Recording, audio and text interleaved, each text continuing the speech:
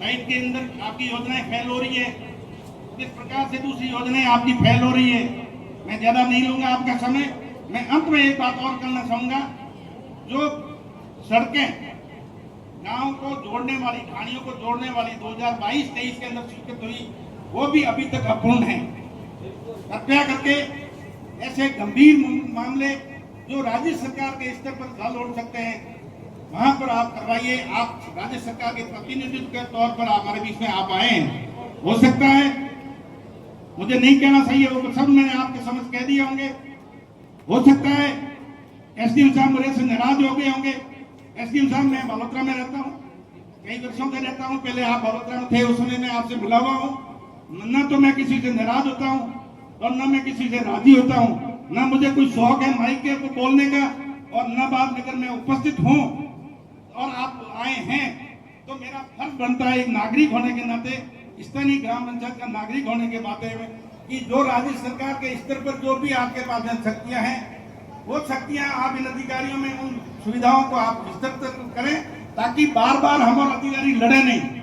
आपने देखा नहीं होगा, हमने जिला स्तर की बैठकों के अंदर हम आपस में लड़ते हैं, बड़े बड़े अधिकारियों के साथ हमारे संबंध अच्छे नहीं रहते। इसलिए हम ये कहते हैं कि अधिकारी लोग भी कह रहे हैं ये हो जाएगा। मैं ये कह रहा हूँ कि अगर होने वाला काम नहीं है, अधिकारी जो जिले के तमाम विभागों से गुजारे हुए, मैं इस गांव की, इस ग्राम पंचायत की सिवाय भी मैं समय समय पर जिला स्तर की बैठकों में यहाँ की समस्याओं को रखता आया हूँ, और आगे भी मुझे मौका मिलेगा मैं रखता रहूंगा। मैं आपके अधिकार क्षेत्र की बात करूंगा, जिलाधिकारियों के अधिकार क्षेत्र की बात मैं यहाँ नहीं करूंगा। सर, मैं आपके अधिकार क्षेत्र की बात इसलिए कर रहा हूँ कि जहाँ जिला अधिकारी स्तर के अधिकारियों के पास में वो शक्तियां नहीं है, जो समस्या का समाधान कर सके, और वो शक्तियां राजस्थान सरकार के अहित है, और उसका प्रतिनिधित्व करने के लिए आप जिले में पधारे हैं।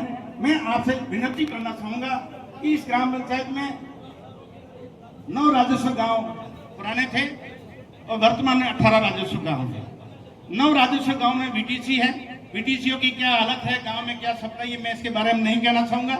मैं आपके अधिकार क्षेत्र के लिए मैं निवेदन करना चाहूंगा, जो 9 राजस्व गांव बीटीसी विकसित है, उसका आप राज्य सरकार के स्तर से उस 9 राजस्व गांवों के अंदर बीटीसी की स्वीकृति प्रदान कराएं, ताकि पानी के आने वाले समय के अंदर जो हालात बनने आने वाले उम्मीद कर रहे हैं, जो हालात बनेंगे उसका ये लोग फायदा उठा सके।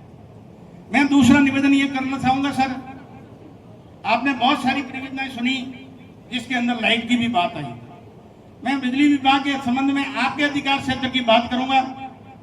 जब ग्रामीण विद्युतीकरण योजना राजस्थान के अंदर चालू हुई 2007 से लेकर आज दिन तक, मैंने विभिन्न चरणों को फेस किया, और कोई ऐसा फेस नहीं था जिसके अंदर विद्यालयों को विद्युतीकरण जोड़ने से किसी भी स्कीम के अंदर अलग किया गया। बड़ा खेद के साथ है, मुझे आपके समक्ष बात रखना था, तो मैं मान्यवर जी कि जो हमारे इस ब्लॉक के अंदर, इस पीओ क्षेत्र के अंदर 2 विद्यालय हैं जो विद्युत से वंचित हैं, मगर मैंने जिला स्तर पर बात की, मगर उनके अधिकार क्षेत्र में ये बात नहीं है। इसलिए मैं आपसे निवेदन कर रहा था कि आप पॉलिसी में डालिए। आपके अभी जो आपकी जो विभिन्न योजनाएं विद्युतीकरण से घरों को जोड़ने वाली जो चल रही है, अभी आप चालू करने के लिए है, बजट आ चुका है, टेंडर हो चुके हैं, तो संबंधित विद्यालयों को आप इसमें प्राथमिकता रखें। क्योंकि देखो साहब, मैं आपको मेरे पास सूची है, मैं आपको उपलब्ध करा दूंगा। मैंने कलेक्टर साहब से मैंने देखो, मैं आपके अधिकार क्षेत्र की नहीं है, इसलिए मैं कह रहा हूँ एसडीएम साहब, मैंने जिला दिशा की मीटिंग में इस मुद्दे को उठाया।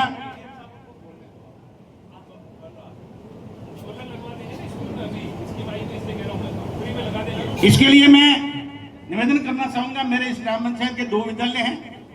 इसके अतिरिक्त में मैं ब्लॉक से भी रिप्रेजेंटेटिव करने का मुझे एक बार अवसर मिला, तो मैं केवल इस ग्राम पंचायत तक सीमित नहीं रहूंगा। ब्लॉक स्तर पर भी 21 ऐसे विद्यालय हैं जिसमें लाइट का कनेक्शन नहीं होने की वजह से कई सारी समस्याओं का शिक्षकों को सामना करना पड़ता है। उदाहरण के लिए आपको ऑनलाइन सारा डेटा आज के तारीख में मांग रही है सरकार, रुपये मांग रही है, आपके पास में वो नहीं है।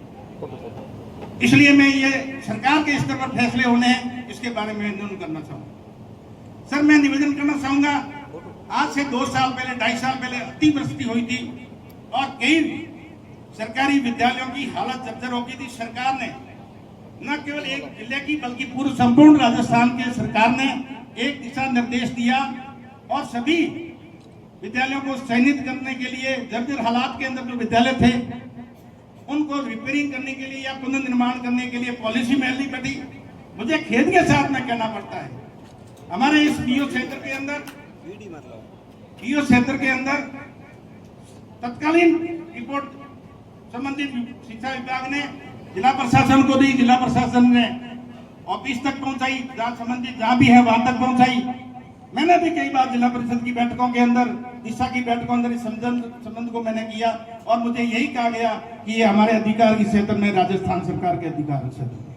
मैं माननीय सचिव महोदय जी आपके निवेदन में लाना चाहता हूँ, मेरे पास में सूची में अभी आपको उपलब्ध करा दूंगा।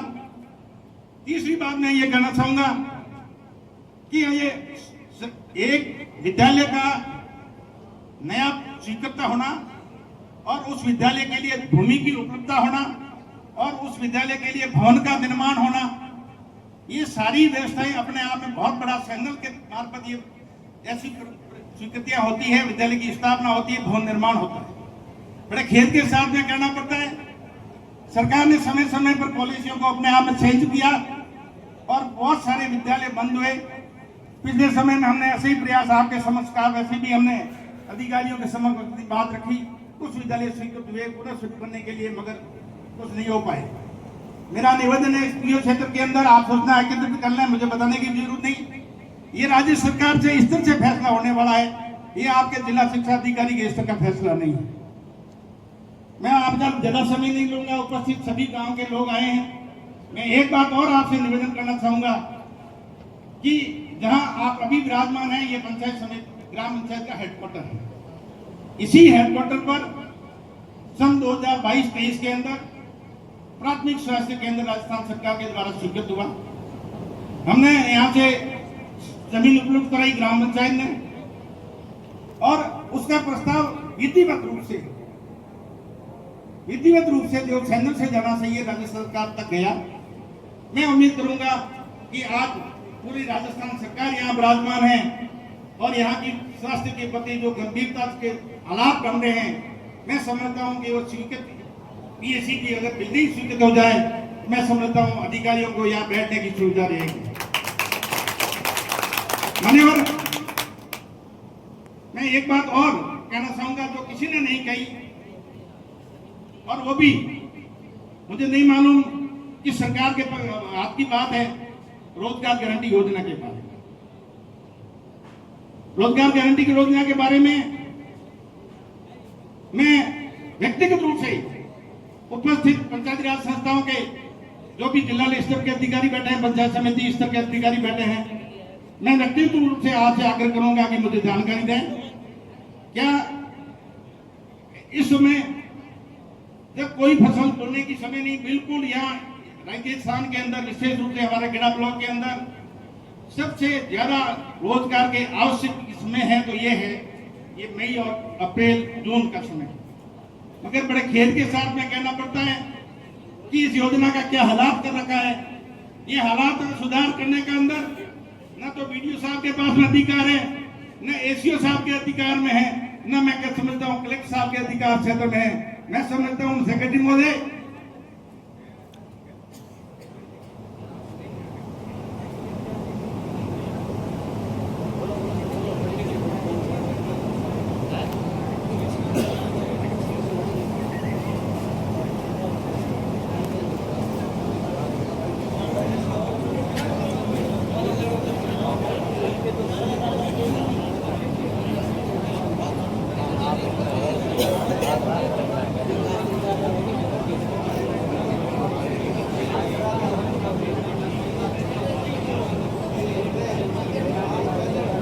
इस रोजगार गारंटी की योजना के संबंध में शायद मैंने बहुत संक्षिप्त में कहा, मगर सभी समझदार लोग विराजमान हैं जिनको योजनाओं चलाने का बहुत बड़ा अनुभव है और पिछले 16-17 साल में इस योजना को चलाया, उनको भी अनुभव है।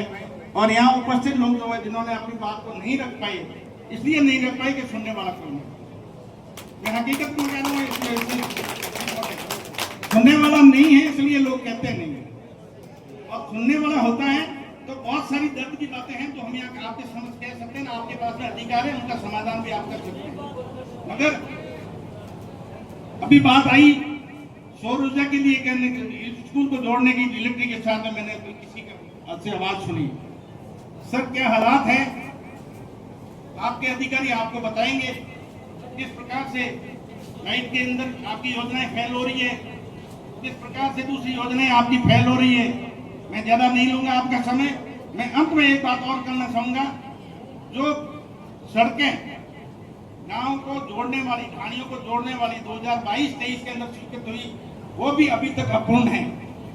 कृपया करके ऐसे गंभीर मामले जो राज्य सरकार के स्तर पर हल हो सकते हैं, वहां पर आप करवाइए। आप राज्य सरकार के प्रतिनिधित्व के तौर पर हमारे बीच में आप आए हैं। हो सकता है, मुझे नहीं कहना चाहिए, वो सब मैंने आपके समझ कह दिए होंगे। हो सकता है एसडीएम साहब मेरे से नाराज हो गए होंगे। एसडीएम साहब, मैं बलोत्रा में रहता हूँ, कई वर्षों से रहता हूँ। पहले आप बलोत्रा में थे, उस समय मैं आपसे मिला हुआ हूँ।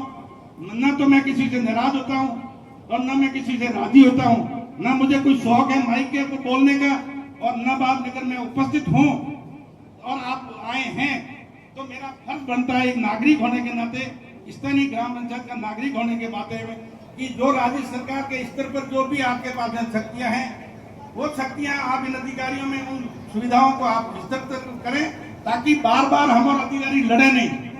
आपने देखा नहीं होगा, हमने जिला स्तर की बैठकों के अंदर हम आपस में लड़ते हैं, बड़े बड़े अधिकारियों के साथ हमारे संबंध अच्छे नहीं रहते। इसलिए हम ये कहते हैं कि अधिकारी लोग भी कह रहे हैं ये हो जाएगा। मैं ये कह रहा हूँ कि अगर होने वाला काम नहीं है तो आप स्पष्ट हमें मना करिए, ये हमारे अधिकार क्षेत्र की बात नहीं है। पुनः मैं सचिव महोदय जी का उपस्थित तमाम जन समूह की ओर से, जिले के अधिकारियों की ओर से आपका हार्दिक स्वागत करता हूँ, अभिनंदन करता हूँ। तमाम जिले के तमाम अधिकारियों का पुनः आभार व्यक्त करता हूँ कि आप लोगों ने इस ग्राम पंचायत को आज ही किस रूप में सुना। ये तो मैं खुद अचंभित रह गया कि आज गिरा ब्लॉक के अंदर प्रभारी सेक्रेटरी साहब का यहाँ आना, और वो भी इस ग्राम पंचायत में आना जहाँ समस्याओं का लोगों के अंदर नगण्य के रूप में अपने आप की भावनाओं को व्यक्त करते हैं, आवेश में कभी नहीं आते हैं। क्षमा करना, आज मैं